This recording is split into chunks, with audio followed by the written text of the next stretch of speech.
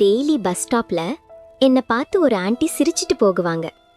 ஆனா இன்னைக்கு நான் அந்த ஆன்ட்டி கிட்ட ஒரு கேள்வி கேட்டேன். அவ சொன்ன அந்த வார்த்தை என்னாலேயே மறக்க முடியல. அக்கா, என் வேலை நேரமெல்லாம் ஸ்ட்ரெஸ் தான். வீட்ல ப்ராப்ளம்ஸ், வேலையில ப்ரெஷர், மனசெல்லாம் ஒரே பாரலாம் இருக்கு. ஆனா அந்த ஆன்ட்டி சிரிப்பு மட்டும் பார்க்கும்போது ஏதோ நல்லா இருக்கும். இன்னைக்கும் அவள் அதே சிரிப்பு, எதையும் சொல்லாம ஜஸ்ட் ஒரு காமாறு ஸ்மைல். அவளுக்கு என்ன ஸ்பெஷல்னு, ஆண்டி நீங்க எப்படி டெய்லி இப்படி காமா சிரிக்கிறீங்க, நான் இப்படி குழந்தைத்தனமா கேட்டுட்டேன்.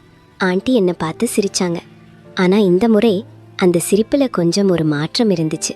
தம்பி, நானும் ஒன்றும் கஷ்டமில்லாத ஆள் இல்லடா.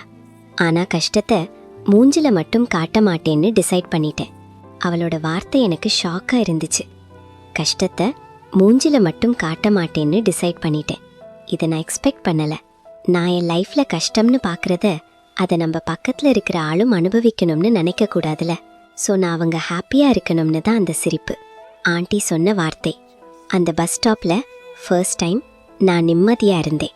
கஷ்டம் எல்லாருக்கும் இருக்கும், ஆனா சில பேர் சிரிப்பு நமக்கு சந்தோஷமா இருக்கும். ஆண்டி சொன்ன மாதிரி மனசுல பெயின் இருந்தும் மற்றவங்களுக்கு ஒரு நல்ல மூமெண்ட் கொடுக்கலாம். இந்த கதையில என்ன மாதிரி யாராவது இருந்தா ஒரு லைக் போடுங்க. இந்த மாதிரி ஸ்டோரிஸ் லூனா தமிழ் ஸ்டோரீஸ்ல தொடர்ந்து வரும்.